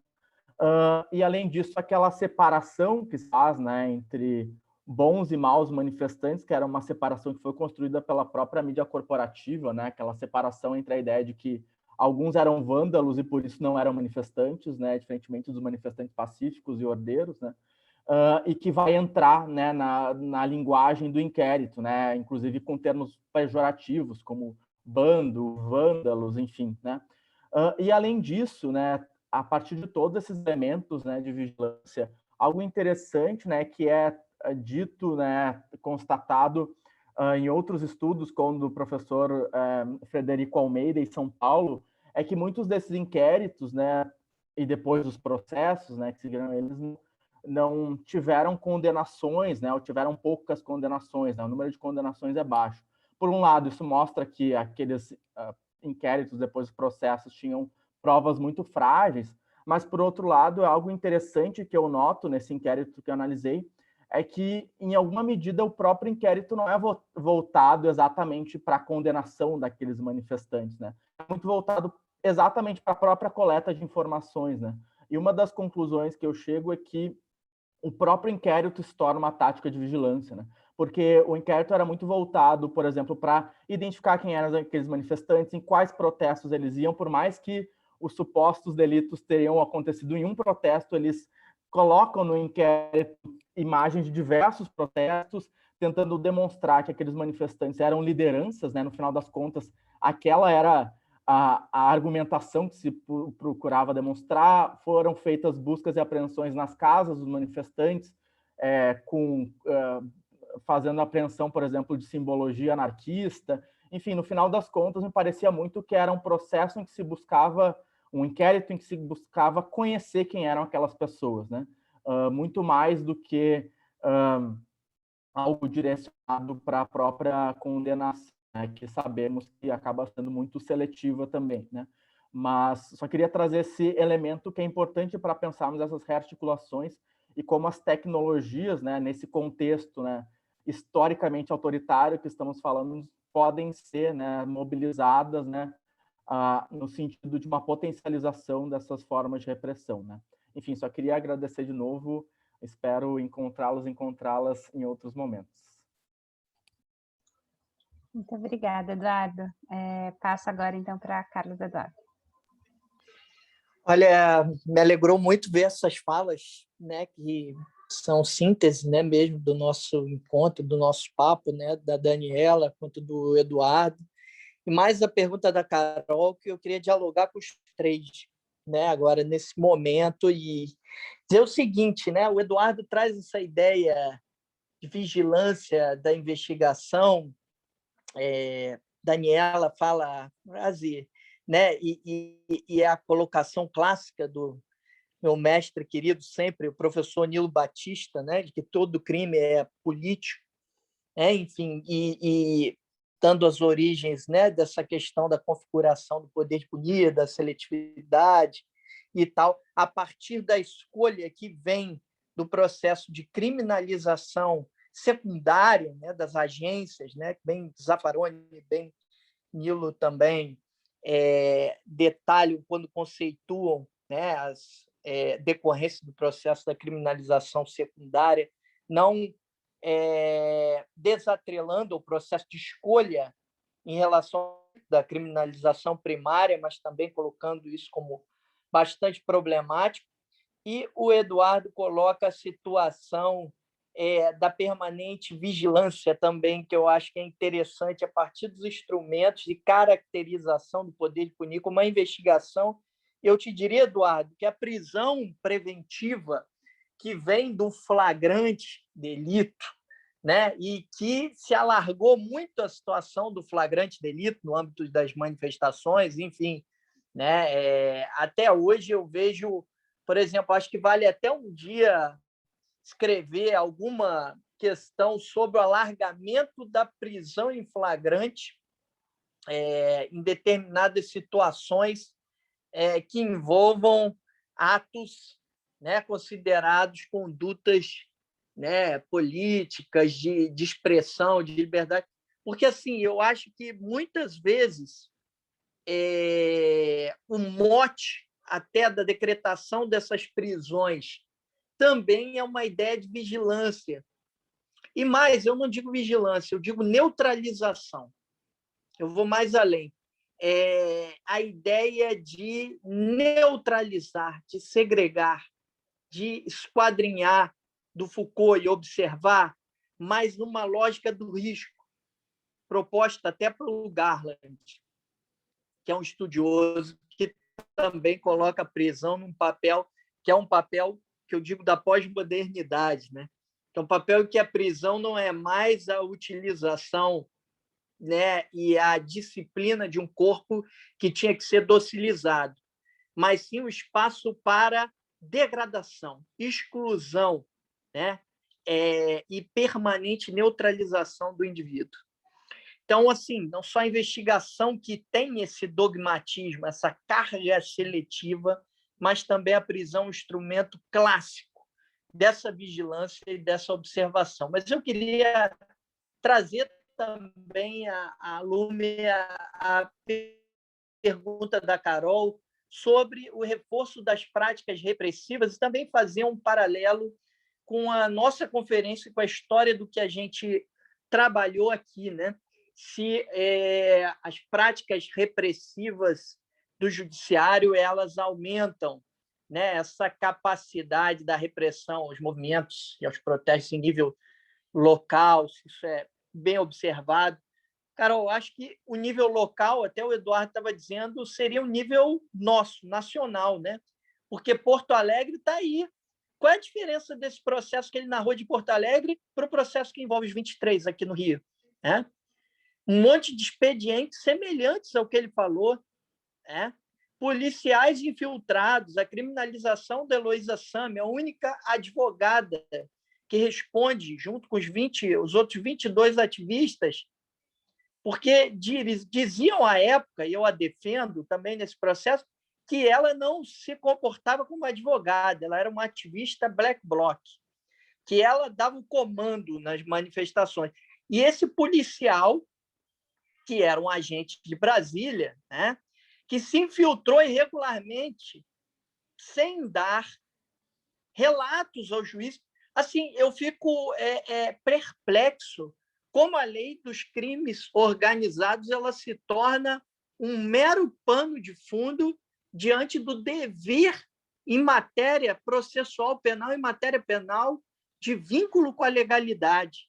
Né? Um camarada ele se infiltra irregularmente numa organização, ele diz que tem ali a capacidade de ser um agente de inteligência e tal, e que, portanto, ele não está adstrito ao compromisso do agente infiltrado, lá do artigo 10º da Lei 12.850 de 2013, e ele atua como agente filtrado. Ele entra nos grupos. Segundo a Heloísa, ele tomava cerveja, ia para as festas com todo mundo, até se relacionar com as moças do grupo dos manifestantes, e se relacionou.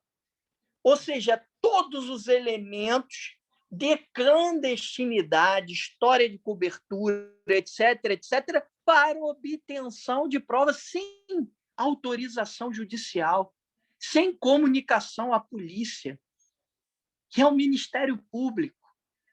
Ele apenas revela isso num depoimento na delegacia, quando é convocado. Então, veja, olha o nível de arbitrariedade, a quantidade de escutas reputadas como ilegais nesse processo, de gente dos mais diversos atores do Poder Judiciário, do Ministério Público, de polícia, que aparecem nesse processo. Se um dia vocês tiverem a curiosidade de examinar esse processo dos 23, vocês vão ver reunidas, né, todas as problemáticas. Esse processo será muito estudado, muito ainda, porque ele ainda não acabou, mas ele será por muitos anos, porque vocês veem toda a síntese de elementos do que a gente falou aqui, de combinações a partir, né, da própria seletividade e da própria escolha e determinação autoritária de persecução de determinadas práticas. Como o caso do Rafael Braga, que é um capítulo à parte. Me chamou a atenção a fala do Eduardo, no sentido de que quase nenhum, né, processo resultou em uma condenação, sendo o inquérito uma peça processual apenas de vigilância. Né? Eu não digo nem processual, instrumento pré-processual de sentido de vigilância, né, daquelas condutas. Mas eu lhe apresento Rafael Braga, primeiro e um dos únicos condenados das manifestações de junho de 2013, e padecendo até hoje em sede de execução penal com os efeitos de suas condenações. É a história dele, exatamente a trajetória aqui da nossa conferência, e a narrativa do Brasil, aquela que eu falei, que mistura a colonialidade do poder com autoritarismo político. Isso tudo está dentro, se no processo dos 23 é claro a diretriz política autoritária, enfim, o abafamento da liberdade de expressão, a subversão dos instrumentos processuais, né? Interceptação telefônica, agente filtrado e outros tantos outros, no processo do Rafael é o retrato da narrativa que eu coloquei, que é exatamente o sentido da escolha do criminoso, a seletividade, e a criminalização do Rafael é seletiva, é a partir do paradigma racial, e o Rafael é o espelho do que acontece há muito tempo do sistema prisional e que o DEPEN não nos deixa mentir, é preto, é pobre, é jovem, é excluído do mundo do trabalho, porque muitas vezes é baixa renda. Jovem, eu digo para os fins do Estatuto da Juventude, tá? É de 18 a 29 anos. Então, jovem, periférico, não tem meias palavras, não é criminologia, não é sociologia criminal, é estatística. E o Rafael, né, tem essa situação. E não à toa ele foi o primeiro e um dos poucos, dos únicos condenados das jornadas, por tudo que representou, todo o sentido, né? Então, assim, Carol, eu tenho muita dúvida de quando você coloca local sobre o processo de repressão, né? Se o local se refere ao nosso país, porque o local de Rio de Janeiro se repete em Porto Alegre, como o Eduardo estudou e narrou com as suas nuances. O que o Eduardo me falou parece um processo dos 23 mais leve, né? Mais leve. Com uma certa tônica, mas com elementos muito parecidos. Um inquérito estrombólico, né? Que a gente brinca, né? Desculpe o vocabulário mais coloquial, mas que é capaz de até chamar atenção para uma apreensão de uma obra de um grande subversivo chamado Bakunin, né? O processo dos 23 tem isso, né?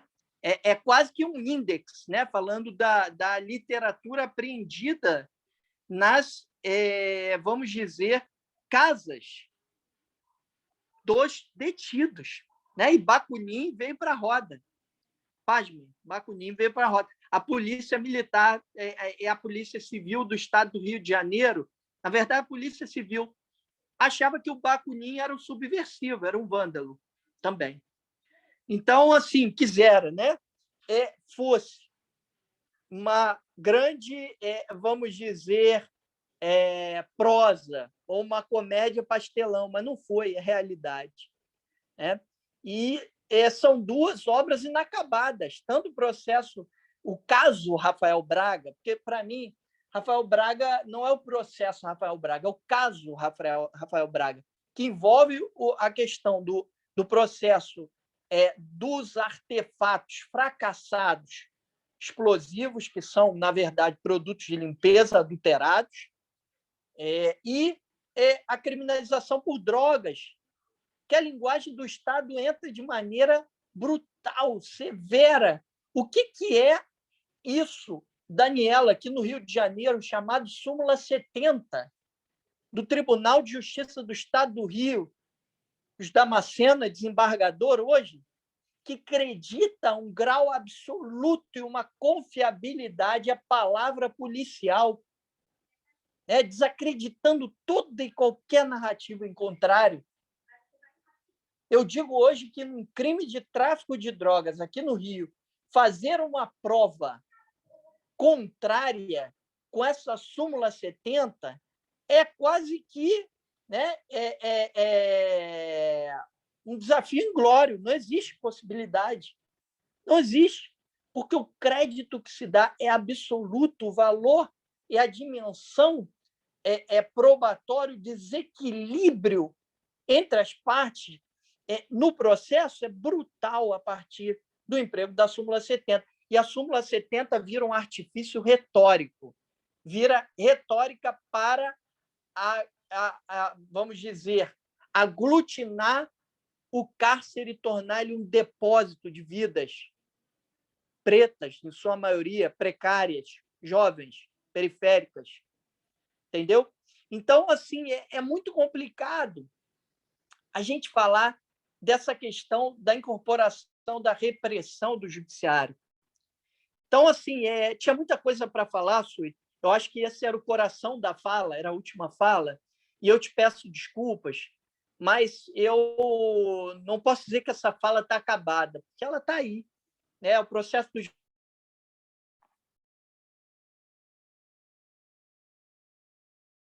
muita, vamos dizer, história, narrativa para desenrolar. Então, assim, agradecer muito o espaço, dizer que eu estou às ordens para muitas conversas, ponderações, diálogos, e que estou satisfeito de compartilhar esse espaço com vocês. Muito obrigado. É isso. Muito obrigada, Carlos. Eu estou aqui nessa tarefa inglória de ficar controlando o tempo, porque a minha vontade não era essa, não. Mas, enfim, passo a palavra agora a Damasceno para as últimas considerações e a gente fechar esse encontro. Obrigada. É um prazer muito grande estar aqui. Quero agradecer a você, a Daniela Portugal, né, ao Eduardo, né, por essa interlocução, né, muito interessante. Eu ouvi hoje aqui, foi, né, maravilhoso. Ao Carlos Eduardo, né, pelas suas expressões e por ter falado mais que eu, né, me deixou na posição de vascaíno, me senti confortável depois que você falou tanto, Carlos Eduardo. Né? Ó, não zoou o meu time, não, hein? Isso é bullying. A gente não pode perder a oportunidade, né? Mas, olha, é um prazer muito grande. Até porque você é a América, né? Não pode perder essa oportunidade, seu time não existe. O meu time não dá tristeza e, eventualmente, até dá alegria. Tá? Então, quanto a isso, eu fico muito tranquilo. A Caroline faz uma pergunta sobre a questão das práticas conservadoras do judiciário. Eu acho que seria mais fácil o seguinte: vamos falar das práticas não conservadoras do judiciário, né? Porque ficariam mais pontuais e mais fáceis de escrever. Em primeiro lugar, nós temos as cortes de justiça, né? Vocês querem algo mais aristocrático, mais conservador do que uma corte, né? E a corte se contrapõe exatamente a isso que nós estamos falando agora, da sociedade de vigilância, né? A corte ela é visibilizada, né? As luzes são lançadas sobre a corte, né? O poder, contemporaneamente, ele está oculto, ele está atrás da câmera. Você sabe o que a câmera te mostra, você não vê nada, né, além do operador da câmera. Você não sabe quem está por trás da câmera, né, quem é o dono da câmera, quem é o dono do... Né, quem opera aquilo ali, efetivamente. Você vê o que ela te mostra, só isso. Né? E nessa sociedade de vigilância, nós somos vistos, mas não vemos. E não temos acesso. Né? Está aí o processo do Pazuello, né, um processozinho administrativo, uma coisinha corriqueira, 100 anos. Né? Sigilo por 100 anos agora, ou seja, um processo administrativo, né, de alguém, de um general de 3 estrelas que deixou os generais de 4 em maus lençóis. Né? Então, um processinho administrativo, pronto, 100 anos. Então, nós podemos ser vistos, nós somos vistos, mas não podemos ver. Né? Mas o judiciário continua tão conservador que não compreendeu, né, que o papel do poder contemporaneamente não é construir grandes prédios, cortes e palácios de justiça, né? Que o poder é aquele que não aparece. Né? Nós temos na própria carreira da magistratura, todos os juízes de primeira instância, com exceção dos júris e da justiça militar, são juízes concursados, profissionais concursados. Né? Isso não é 100% muito bom, não, mas né, é bem bom. Né?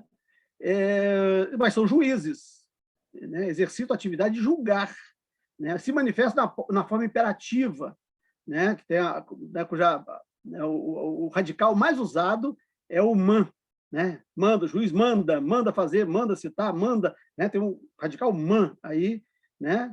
Que os juízes usam.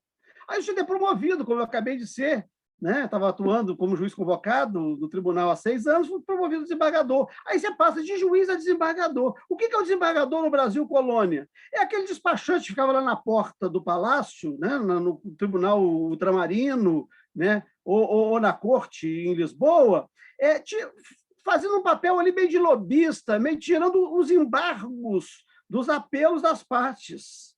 Né? Então, ele já sai do papel de juiz, né, com o radical man, né, manda citar, manda piorar, manda prender, manda soltar, né, e vira desembargador. Ele passa a exercer um desembargo ali. Né? Tira os entraves para o recurso ser conhecido ali pelo ministro, né, ou pela própria realeza. Aí ele pode subir um grauzinho a mais ainda nessa carreira. Ele vira ministro. Né? O radical é min, do sânscrito, né? Que significa auxiliar, menor, pequeno. Né? Então, é interessante que a própria carreira da magistratura, ela vai, e a própria, né, o próprio vernáculo, ele vai demonstrando esta ampliação da proximidade do poder, essa proximidade do poder, e a redução do poder real de ser juiz. Você começa como juiz, vira desembargador, e alguns viram até ministro. Né? Então, e a ideia de corte é esta, né? Você quer ser independente, você tem que estar muito longe da corte. Quanto mais perto da corte, maior tem que ser a vassalagem. Né? Que é exatamente isso. Quanto mais perto da corte, né, mais mim, né, você se torna. Né? E aí, né, e quanto mais longe, mais indivíduo você é, mais você pode se organizar, mais você pode exercitar a sua autonomia. Então, a estrutura é uma estrutura montada numa sociedade de corte de colônia. Né? E aí o Brasil colonial é muito grande. Né? Quando eu entrei na magistratura, um colega meu foi falar com o desembargador que ele queria ir para uma vara que eu tinha saído, a vara de infância e juventude de Itapiruna. O desembargador falou assim, olha, você não pode ir para lá. Porque o desembargador fulano de tal pediu para eu mandar o filho dele para lá. O fulano de tal, o fulaninho, não me pediu, mas o pai dele pediu. E quando o pai pede, vincula toda a sua gente, tal como no direito romano. Né? O chefe, o pater, né, vincula todos. E entenda isso aqui, doutor. Eu botei isso no discurso que eu não fiz. Discurso de posse, que não foi publicado ainda, a ata ainda não foi publicada, e eu não fiz discurso, né, mas botei isso lá. Né? Contando esse caso, inclusive esse juiz estava presente. Ele falou assim, entenda uma coisa, doutor, isto aqui é uma aristocracia familiar. Né? Eu tinha 1 ano de magistratura, eu ouvi isso, né? E um desembargador, todo poderoso do tribunal, explicando ao juiz por que ele não poderia ir, né, para a vara que ele queria ir, que estava vaga, que eu tinha saído de lá, né? E porque o pai do outro tinha pedido. E ele disse, isto aqui é uma aristocracia familiar. Então, ao invés de pontuar as questões em que há práticas conservadoras no judiciário, eu acho que valeria apenas o seguinte, quando é que o judiciário não está sendo conservador? Essa estrutura que nós temos, a estrutura montada no pacote de abril do Gás de 77. Né? A última lei editada, a única lei editada pelo Geisel em 79, no último dia do seu mandato, 14 de março de 79, foi a Lei Orgânica da Magistratura Nacional. Essa estrutura está repetida da Constituição de 88, com exceção do Conselho Nacional de Justiça, criado, né, por imposição do Banco Mundial, que o ex-governador da Bahia e ex-ministro das Comunicações, Antônio Carlos Magalhães, que não precisava. Né? Só, controle externo, você não precisa controle externo, né, do judiciário, porque na Bahia eu já faço controle externo.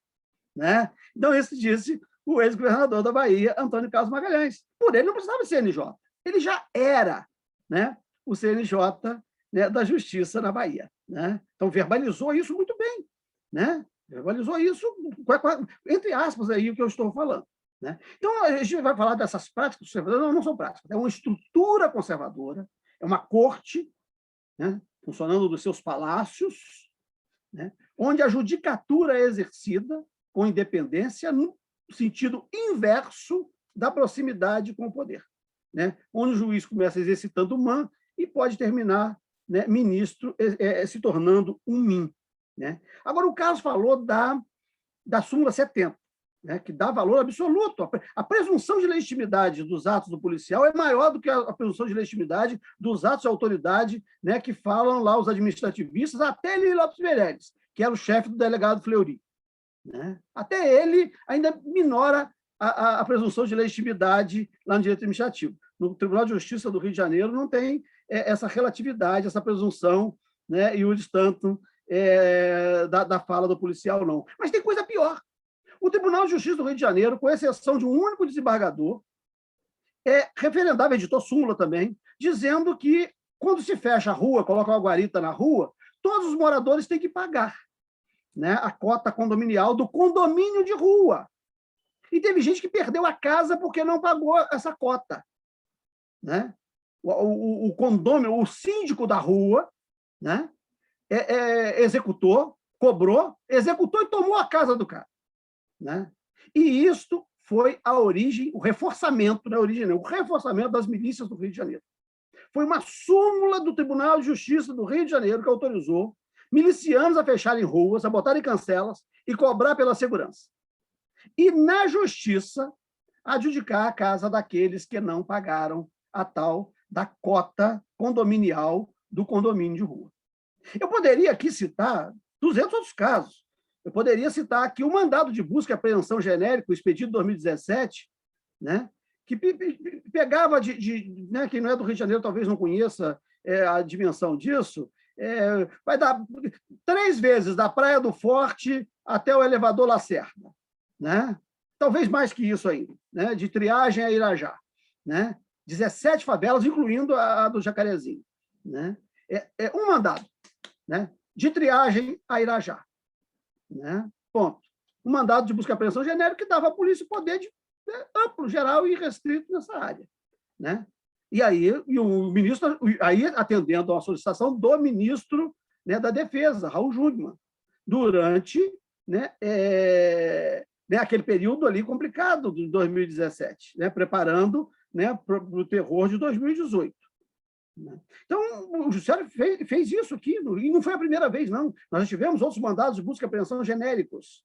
Tá? Eu tinha mudado essa palavra, né? Eu acho que é genérico mesmo, acho que é o melhor que designa aqueles mandados desde agosto de 2017, quando aquele foi cassado pelo próprio tribunal, 3 dias depois. Né? Foi cassado, e o tribunal pegou, restabeleceu e foi ao STJ. O STJ disse que não poderia, e o Rio de Janeiro não mais o fez. Mas eu poderia dar outros exemplos, né, de lesão à ordem constitucional, de violação ao Estado de Direito, em que se pratica contra pobre. Isso é bem interessante, né, de se pontuar. Porque quando teve um mandado de busca e apreensão no apartamento do ex-governador e ex-senador Aécio Neves, a Polícia Federal chegou ao apartamento, não tinha ninguém no apartamento, embora tivessem comandado, eles não arrombaram a porta.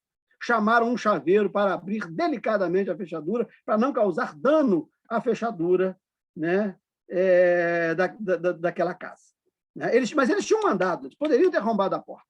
Né? Tinha endereço específico, o endereço era aqui. Não tinha ninguém em casa, chamaram um chaveiro, e o chaveiro levou 3 horas para chegar, e a polícia aguardou, né, calmamente por 3 horas o chaveiro que chegou para abrir o apartamento.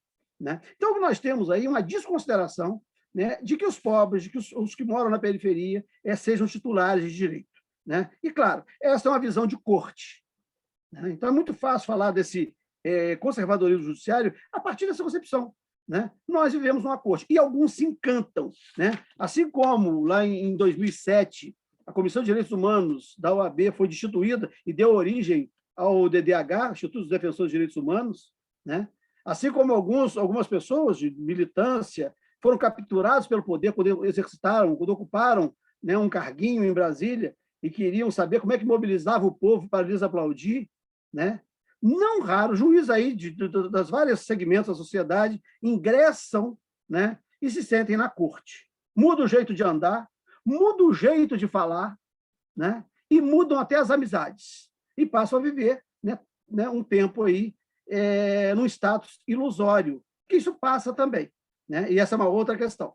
Né? Estes que são capturados por um certo tempo, enquanto servem, né? Como se fazia com o Capitão do Mato. Alguém tinha colocado aqui a questão dos quilombos.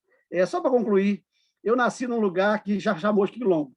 Eu nasci na nascente do Rio Carangola, que é uma das vertentes do Rio Paraíba, Rio Paraíba do Sul. E durante o ciclo da cana, né, em Campos, né, o ponto mais extremo era o lugar que eu nasci. Né, era uma região chamada Zona Proibida, era mato. E a população local não gosta que relembre que aquilo ali foi um quilombo. Né? E eu não encontro, não há população negra no lugar.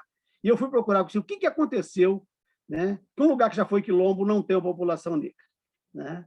E eu achei, né, no Museu Municipal de Carangola processos, né, em que os fazendeiros pediam aos juízes municipais que existiam na época que expulsassem, né, aquelas pessoas da comunidade. E essas pessoas eram colocadas no trem, né, que vinha de Carangola para o Rio de Janeiro, da Estrada de Ferro da Leopoldina. Né? Onde essas pessoas foram parar, eu suponho que seja numa das favelas do Rio de Janeiro. Deram origem, né, às favelas do Rio de Janeiro, né, na virada, né, no fim do Império, o início da República, a linha de trem é de 1882. Né? Essas pessoas, elas vieram, provavelmente, para dar origem a uma ou algumas das favelas do Rio de Janeiro.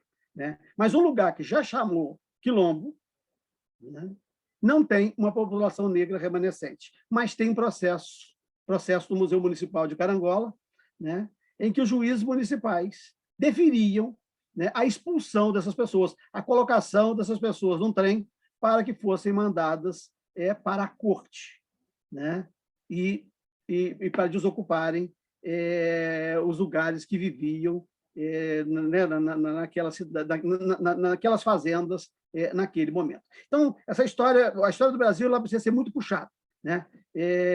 Nós precisamos pegar esses fios, né, e ter como referência isso aí que tanto o Aristides Lobo quanto o Monteiro Lobato nos falou, né, de como o povo é tratado, né, como um cachorro inoportuno ou como uma galinha que vareja pela sala e que, né, toca-se, né, como indesejáveis ou mata-se, né, como aconteceu agora no Jacarezinho, né, com essas 27 pessoas, né, que foram assassinadas.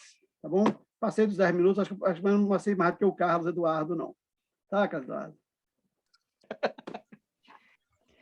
Bom, gente, enfim, como eu disse antes, eu estou nessa inglória tarefa, né, de controlar o tempo, mas eu queria agradecer muito, né, a presença de vocês, de Daniela Portugal, de Eduardo Jorjão Fernandes, de Carlos Eduardo Martins e João Batista Damasceno, né? Queria agradecer muito em nome da equipe que coordena esse curso de extensão, né? A gente está aqui num curso de extensão sobre direitos humanos, né?